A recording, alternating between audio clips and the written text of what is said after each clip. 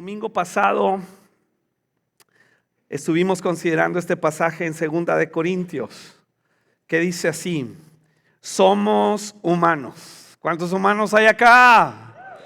Eso, no los oí, hombres. Oí nomás el de las damas. Pero bueno, somos humanos. Estoy en el lugar correcto. Pero no luchamos como lo hacen los humanos. ¿A qué se refiere? A que no nos abandonamos con nuestras tendencias humanas. Sí somos humanos. Reconocemos nuestras limitaciones y nuestras tendencias. Sin embargo, la Biblia nos dice: no estás obligado a seguir los instintos de tu naturaleza humana. No estás obligado a abandonarte a ellos. Por eso no luchamos humanamente. Usamos las armas poderosas en Dios. Tampoco usamos las del mundo. Usamos las de Dios para derribar las fortalezas del razonamiento humano. Aquí cabe mencionar de que Dios no está enojado en que razonemos nuestra fe.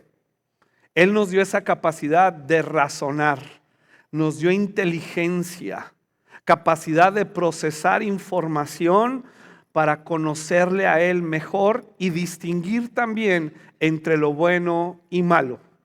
La religión te dice que no razones, que obedezcas. ¿Has escuchado? Tú no le cuestiones a Dios, tú obedécelo. Pues eso es muy peligroso. Tienes que acostumbrarte, te sugiero respetuosamente, a hacerle preguntas a la Biblia.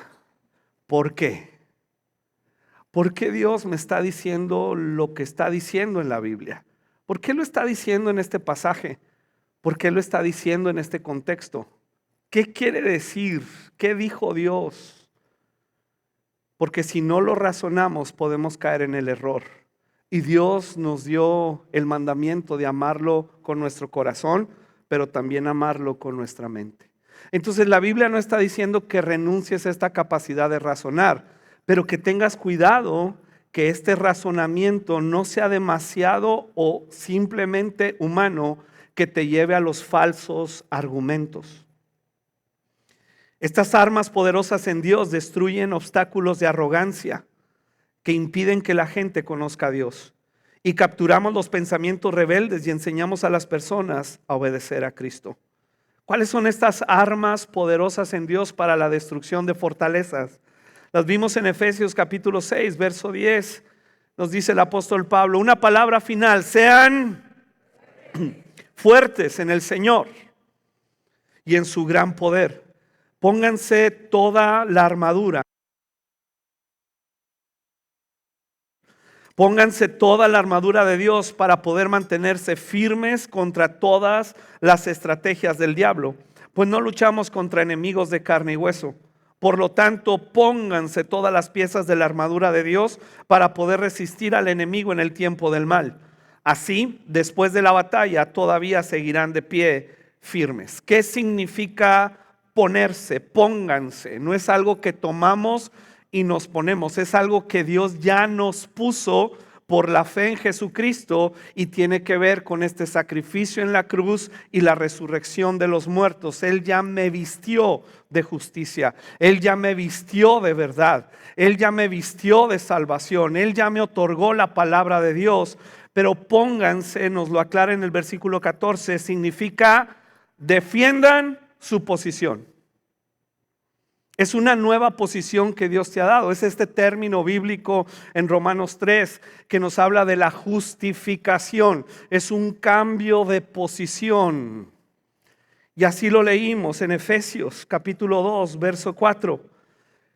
Dios es tan rico en misericordia y nos amó tanto que, a pesar de que estábamos muertos por causa de nuestros pecados, nos dio vida cuando levantó a Cristo de los muertos. Es solo por la gracia de Dios que ustedes han sido salvos, pues nos levantó de los muertos junto con Cristo y nos sentó con Él en un lugar celestial. ¿Qué es esta posición que debemos defender? Es este cambio que Dios nos dio por la fe en Jesucristo, donde antes estábamos muertos, sin capacidad de buscar a Dios, sin el deseo de Dios, y sin merecer la gracia y la salvación de Dios. En esa posición de ira, porque Dios está enojado con el pecador. Sí. Dios aborrece el pecado y está enojado con el pecador. Así lo enseña la Biblia, que en esta posición éramos hijos de ira, porque seguíamos la naturaleza pecaminosa de nuestra humanidad y seguíamos la corriente de este mundo bajo la influencia del diablo, y entonces ofendíamos a Dios, lo ofendimos en su santidad, en su amor, su justicia, y Dios está enojado porque Dios es Dios celoso. Pero entonces, ¿cómo reconcilia Dios su enojo, su celo, su santidad y justicia con su amor, con su misericordia y su bondad? ¿Cómo lo reconcilia con la muerte de Cristo? Y en Él descargó su ira, su enojo, que si tú y yo hubiéramos recibido ese golpe, nos hubiera llevado al infierno por la eternidad. Pero como Cristo recibió ese golpe, otro término que nos enseña la Biblia, que tal vez has escuchado en Romanos capítulo 3, que se llama propiciación.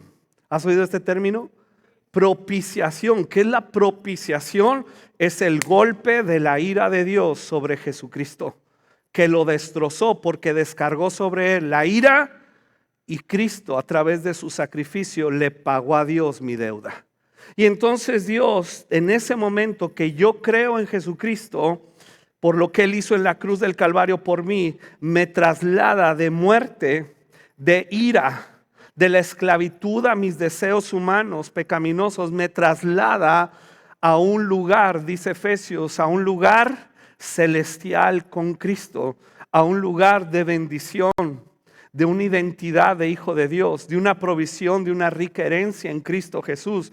Él me trasladó, y en esa posición es que yo recibo lo que el apóstol Pablo llama esta armadura. Ahí ya la recibí. Es una posición que yo debo ahora defender, porque hay tantas cosas, y en esta lucha que tenemos contra los deseos de nuestra carne, el enemigo de nuestras almas, la corriente de este mundo, todos esos frentes de batalla me llevan en ocasiones a estar dormidos y a ignorar esta nueva posición. No me puedes sacar de esta posición. Eso debe estar muy claro en el corazón del creyente, porque esta posición no la obtuviste tú con tus méritos. Esta posición te la dio Dios al creer en Jesucristo. Por eso Pablo dice, no hay nada, no hay infierno, no hay pecado, no hay ser creado, demonio o lo que sea, que nos pueda separar del amor de Dios. Pero lo que sí puede hacer nuestro enemigo y nuestro razonamiento humano es engañarnos para creer que yo sigo en la vieja posición de ira, que yo, como soy humano, pues no tengo otro remedio más que dejarme llevar por mi naturaleza humana. Y en ese engaño entonces somos custodiados por el odio, el resentimiento, la lujuria, la depresión, la ira. Y esa es la posición que debemos de defender. Pónganse. Es la práctica diaria de nuestra posición en Cristo. Y leímos en Efesios capítulo 6 cuáles son estas tres primeras cosas, vamos a llamarle así, o verdades que Dios nos otorgó en esta nueva posición. Dice, defiendan su posición, verso 14, poniéndose el cinturón de la verdad. Vivimos en esa verdad. Tu realidad es una. No la negamos, pero esta verdad tiene la capacidad de liberarte. También la coraza de justicia es esta justicia de Dios que nos otorga confianza. Y pónganse el calzado de la paz que proviene de la buena noticia a fin de estar completamente preparados. Hoy continuamos en el versículo 16 que dice, además de todo esto, levanten el escudo de la fe para detener las flechas encendidas del diablo. Pónganse la salvación como un casco y tomen la espada del Espíritu, la cual es la palabra de Dios. Oren en el Espíritu, en todo momento y en toda ocasión. Manténganse alerta y sean persistentes en sus oraciones por todos los creyentes en todas partes. Levanten el escudo de la fe para detener las flechas encendidas del diablo. Levanten implica una acción, levanten. Y es esta fe activa, no es pasiva. La fe nunca será pasiva, siempre es activa. Esta es la fe que vemos descrita en Hebreos capítulo 11, que impulsó a Noé a construir el arca.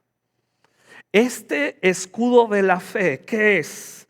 Es la capacidad que nos da Dios, que le llamamos también gracia. Gracia es la capacidad divina que opera en nuestros corazones para creer. ¿Y cómo yo sé que he creído? Porque me impulsa a una acción. En el caso de Noé, ¿a qué lo impulsó? A construir un arca. Oye, pues él recibió una instrucción cuando todavía no llovía. Dice la Biblia que la tierra se regaba por un vapor que salía de la misma tierra, y entonces ahora él dice, va a caer agua del cielo. Pues lo consideraban medio loco. Pero él recibió una instrucción de Dios, y cuando él le cree a Dios en esta relación no mística religiosa, no transaccional para obtener algo de Dios, sino en la realidad de la vida de Dios, Noé se enfrenta con él, y a pesar de que su razonamiento humano le decía es imposible que caiga agua del cielo, él confió en Dios. ¿Y qué fue el resultado? Construyó un arca donde salvó a su familia. Los únicos seres humanos que se salvaron en ese momento fue su familia. Y entonces el escudo de la fe que detiene los dardos del enemigo es esta capacidad que Dios nos ha dado para construir un hogar. Para construir un hogar donde nuestras familias están seguras y se salvan. Es esta fe que se activa cuando en nuestros hogares damos en fe amor, servimos, consolamos, cubrimos las fallas con amor, propiciamos los momentos donde el Espíritu Santo nos habla al corazón, nos cuidamos y nos impulsamos a la fe. También es la fe que impulsó a Abraham a migrar de su tierra a la que Dios le dio. Dios le dijo a Abraham, deja tu tierra y tu parentela. ¿Y qué hizo Abraham? Se fue. Es una acción. Es imposible decir tengo fe si no hay una acción. Y entonces Dios le llama a Abraham, le dice, pues estás muy bien aquí en tu tierra. Tienes un futuro asegurado, has aprendido las costumbres de tu tierra, vives con tu familia, pero yo quiero mostrarte una tierra diferente. Y humanamente hablando, en el razonamiento humano, la nueva tierra que Dios le dio a Abraham estaba bien gacha. O sea, siendo bien sinceros, tú lees el texto bíblico y te vas a dar cuenta, cuando estudias la geografía bíblica, que donde vivía Abraham estaba muy padre. Pero luego él llega a la tierra prometida. Ya sabes que Lot, el sobrino, lo agandalló, ¿verdad? Y se tomó lo mejor. Y llega a una tierra donde no hay nada. Árido, vacío, terrible.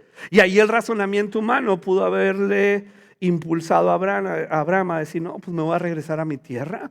Pues ahí está más padre. Pero acá es que Abraham empieza a ver lo sobrenatural de Dios. La tierra empieza a dar su fruto, empiezan a cavar pozos y empieza a experimentar él esta bondad de Dios sobrenatural. Es cuando Dios nos llama a dejarlo conocido, a dejar esta formación religiosa que sí es buena y nos ayuda a tener cierto temor de Dios, pero que no nos lleva a la experiencia plena de la salvación. Es dejar estas maneras de pensar, estas maneras del mundo que se han infiltrado en nuestro ser para evitar, resistir la obra del Espíritu Santo. Deja tu tierra y tu parentela. Abraham se fue. Es la fe que movió a Moisés para enfrentar a Faraón.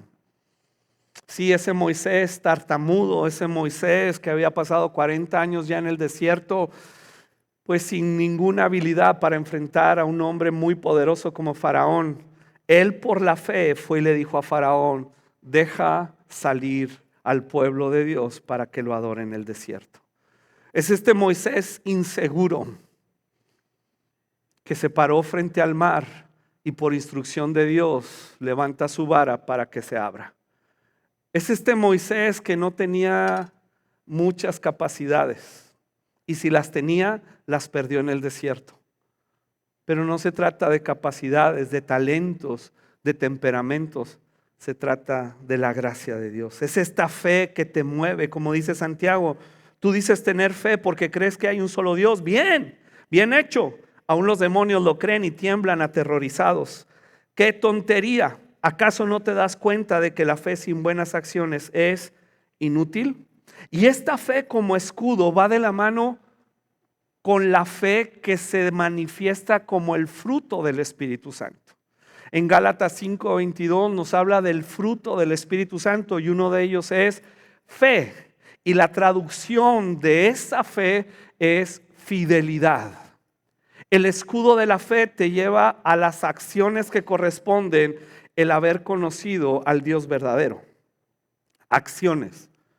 Pero el fruto de la fe unido a la fe como escudo te permite ser fiel. No una vez, sino constantemente. Aún en los errores, aún en las fallas, dice la Escritura que el justo caerá 7 veces y se volverá a levantar. ¿Por qué? Porque en esta posición, en Cristo Jesús, Él te imparte esa capacidad. No es tuya, pero sí requiere tu disposición. Y ya que vimos el escudo de la fe, estas acciones que corresponden a conocer a Dios, ahora dice el apóstol Pablo: pónganse la salvación como casco. Es este casco. El casco en la armadura de un soldado funciona para protección de su cabeza, el centro de mando. Incluye el cerebro. Pero al meditar en esto me doy cuenta que incluye también nuestros ojos. Aquí en la cabeza están los ojos, está la boca, está la nariz, están los oídos. Si te das cuenta, en la cabeza se encuentran 4 de los 5 sentidos, con excepción del tacto. Aunque pues si te pica algo en la cara, pues lo sientes, ¿verdad? Pero por lo menos 4 de los 5 sentidos están en la cabeza, los cuales funcionan como ventanas hacia el exterior. A través de estas ventanas, de estos sentidos, llega información a nuestro cerebro. Información que procesamos para establecer conocimiento, experiencias que nos lleva a la toma de decisiones. Y entonces la palabra de Dios dice: en esta nueva posición yo te he dado un casco. Es el casco de la salvación, porque hay una batalla por tu mente. Si te das cuenta, la batalla empieza en tu mente. Generalmente decimos: es una batalla espiritual. Sí, no lo dudo, pero inicia en la mente. ¿Por qué? Porque las ventanas que tienes hacia el exterior, tus ojos algo vieron, algo escuchaste, tal vez oliste algo. Algo entró a través de tus sentidos y se instaló en tu cerebro. Alguna experiencia, algún trauma, alguna situación adversa. Y entonces en tu cabeza se instala este pensamiento de temor, de ira, de lujuria. Y Dios dice: te he dado el casco de la salvación. Y la salvación está hablando de esta experiencia plena de la salvación. Jesús lo dijo de esta manera: tu ojo es una lámpara que da luz a tu cuerpo. Cuando tu ojo es bueno, todo tu cuerpo está lleno de luz. Pero cuando tu ojo es malo, todo tu cuerpo está lleno de oscuridad. Y si la luz que crees tener en realidad es oscuridad, qué densa es esa oscuridad. Está hablando de esta ventana, de estas experiencias diarias de los seres humanos. ¿Qué estamos viendo? ¿Qué estamos permitiéndonos escuchar? Y pareciera como que el Señor cambia de tema, pero va en la misma dirección. Continúa diciendo, nadie puede servir a dos amos. Parece que cambió de tema. Y dice, pues odiará a uno y amará a otro. Será leal a uno y despreciará al otro. No se puede servir a Dios y al dinero. No está diciendo que el dinero es malo. No está diciendo que el deseo de prosperar es malo.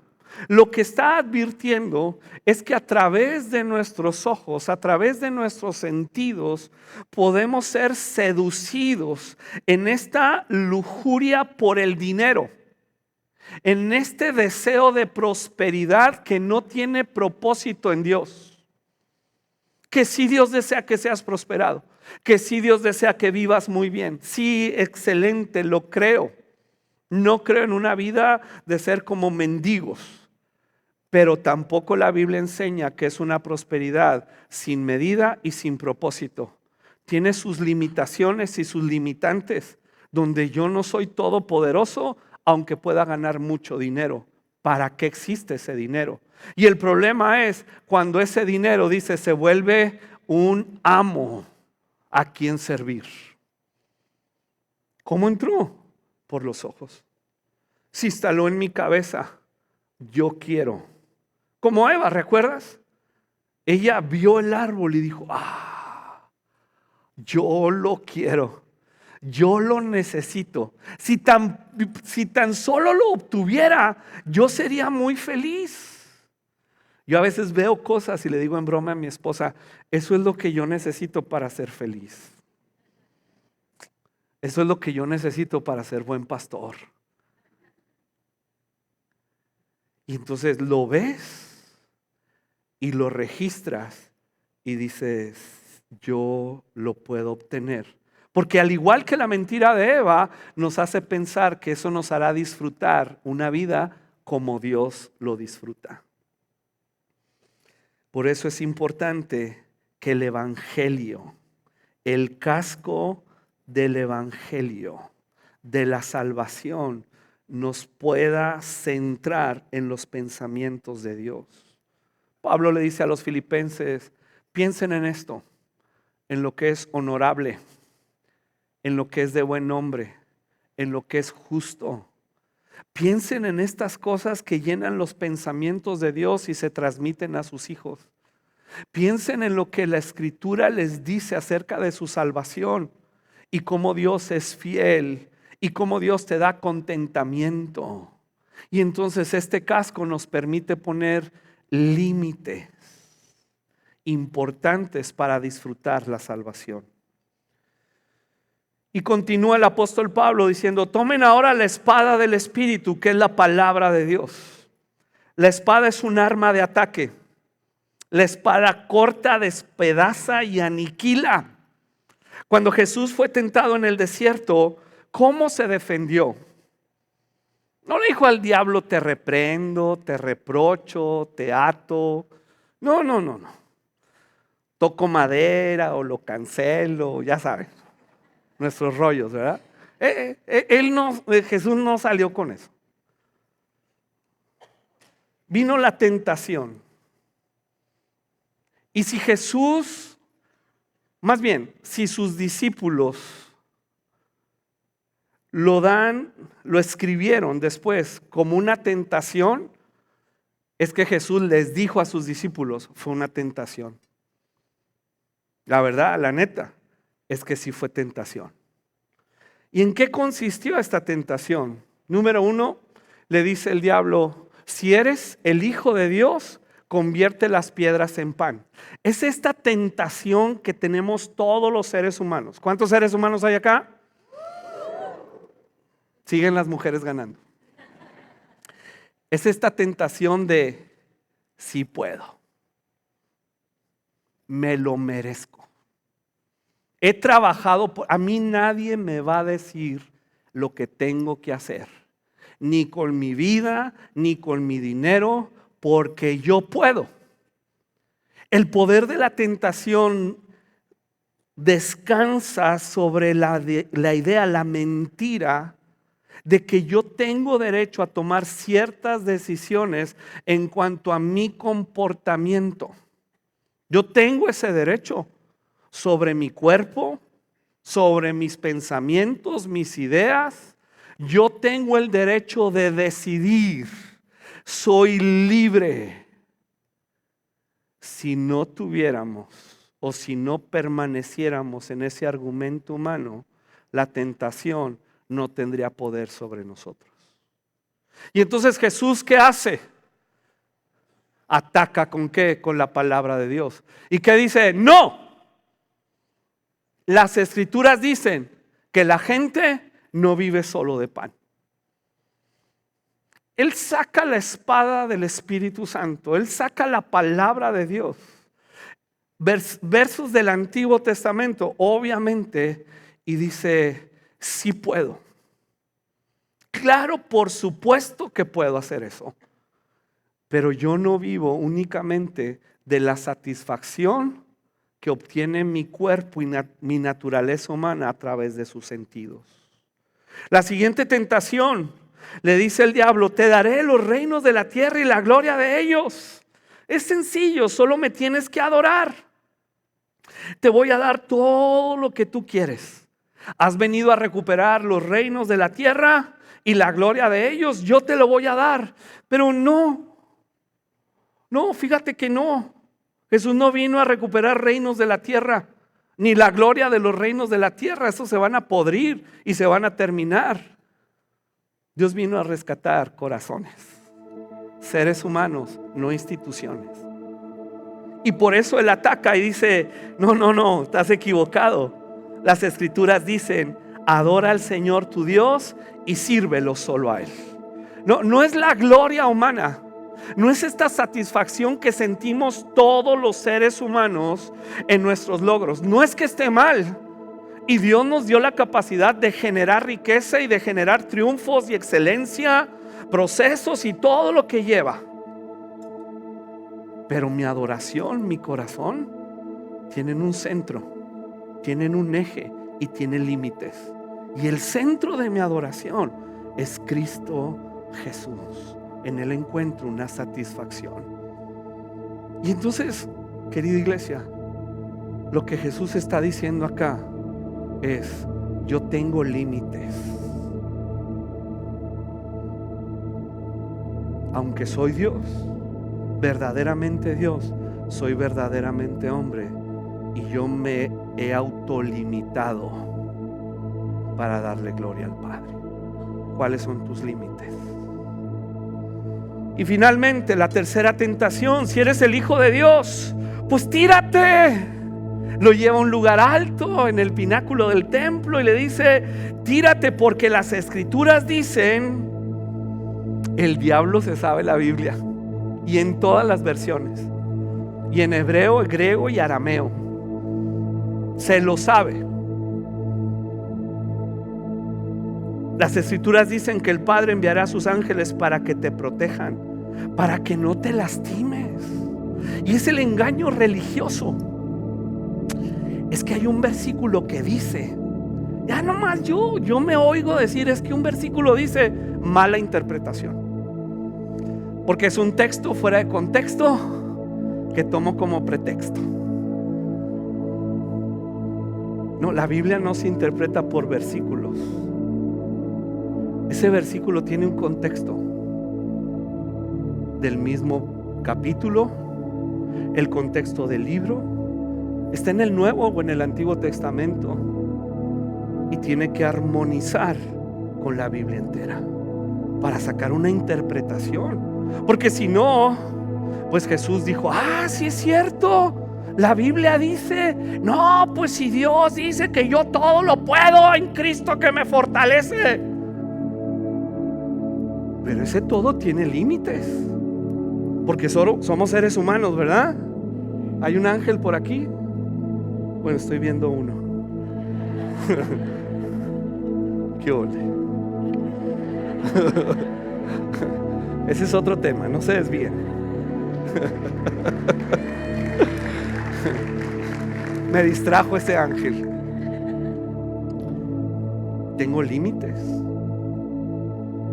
Si todo lo puedo, ¿bajo qué contexto? Es que la Biblia dice que mi boca tiene poder. Sí, ilimitado. ¿Es poder creativo? No. Yo no soy como Dios, yo no puedo crear cosas. Tengo límites. Y ese versículo, Jesús le dijo al diablo: eso que tú estás diciendo que dice el Padre, el contexto de ese versículo es esta otra verdad. Las Escrituras también dice: no pongas a prueba al Señor tu Dios. Wow. Termina el apóstol Pablo diciendo: en esta nueva posición tienes que orar en el Espíritu Santo. ¿Qué significa orar en el Espíritu Santo? Para no andar inventando cosas y tradiciones, vamos a Romanos capítulo 8, verso 26. Y el mismo apóstol Pablo, en su carta a los Romanos, dice: el Espíritu Santo nos ayuda en nuestra debilidad, en todas. Pero les voy a poner un ejemplo, dice el apóstol. Nosotros no sabemos qué quiere Dios que le pidamos en oración. ¿Cuántos a veces están como yo que no sabes ni qué orar? Que la mente está en blanco, que te propones y dices: voy a orar 5 minutos, 10 minutos, 15 minutos, y no hayas ni cómo terminar el primer minuto. ¿Cómo voy a orar? Dice: no sabemos qué quiere Dios que le pidamos en oración, pero el Espíritu Santo ora por nosotros con gemidos que no pueden expresarse con palabras. Es este impacto del Espíritu Santo cuando toma la palabra de Dios, porque el contexto inmediato es la palabra de Dios. Es esta capacidad del Espíritu Santo de cuando yo leo la palabra de Dios, empieza a traer una revelación en mi interior. Empieza a darme este conocimiento y revelación de la palabra de Dios, y entonces Él empieza a orar dentro de mí, a comunicarse dentro de mí y a ponerme en armonía con el Padre. Y entonces yo, que soy sensible a la voz del Espíritu Santo en el contexto bíblico, no alucinaciones ni supersticiones, en el contexto bíblico, Él empieza a impactarme con una verdad. Y entonces yo empiezo a orar. A veces es con palabras, a veces es sin palabras. Por eso hay muchos tipos de oración. Pero luego llega el momento donde Dios sí nos dio la capacidad para hablar, porque si no, pues es como una bomba de tiempo dentro de nosotros y necesitamos comunicarnos con Dios. Pero hay veces será llanto. ¿Cuántos han llorado en la presencia de Dios?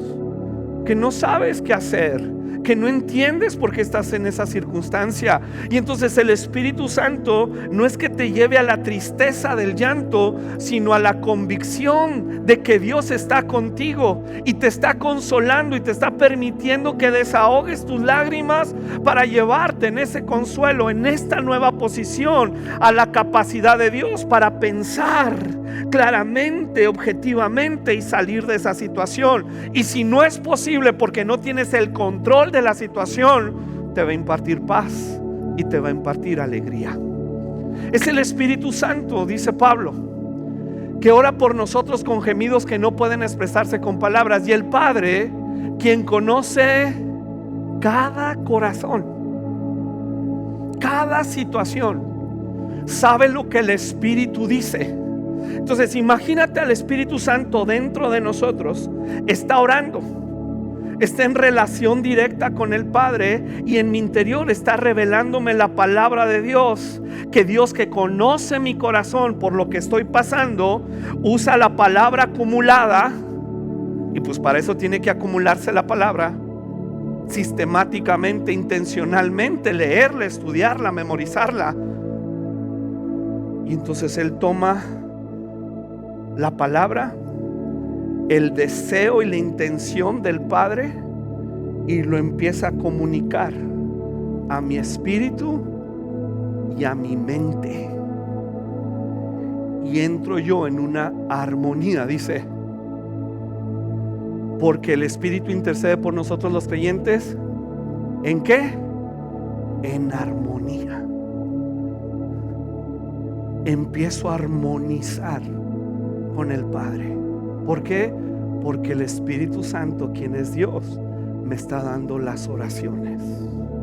Sí puede venir una revelación en los dones del Espíritu Santo, palabra de ciencia, palabra de sabiduría, profecía, discernimiento. Sí puede venir algo muy específico del Espíritu Santo en situaciones específicas para tú saber qué orar. Pero ojo, acuérdate que tu oración tuvo un origen, el Espíritu Santo en armonía con el Padre. Tu oración no es creativa. No es que tú oraste y entonces el Padre hizo. No, tú oraste porque el Padre ya hizo, ya quiso, y el Espíritu Santo te impulsó a orar. La respuesta a esa oración va a venir. 100% de las veces va a venir, pero a veces no va a venir como tú y yo la esperamos. Y ahí es donde viene la desilusión, cuando no hay armonía con el Espíritu Santo a través de su palabra y se genera una expectativa irreal de la voluntad de Dios. Entonces el apóstol Pablo concluye con esto para decirnos: ustedes tienen una nueva posición en Cristo. Defiéndanla, porque Dios les ha dado la verdad, el cinturón de la verdad, la coraza de justicia, el yelmo de la salvación, la espada del Espíritu, el calzado del Evangelio. Les ha dado la capacidad de comunicarse con el Espíritu Santo. Les ha dado su presencia y su palabra. Defiendan esa posición y no permitan que el engaño los adormezca, como a Pedro en la cárcel, custodiado y listo para ser sacrificado. La voluntad de Dios es que tú salgas de esa cárcel.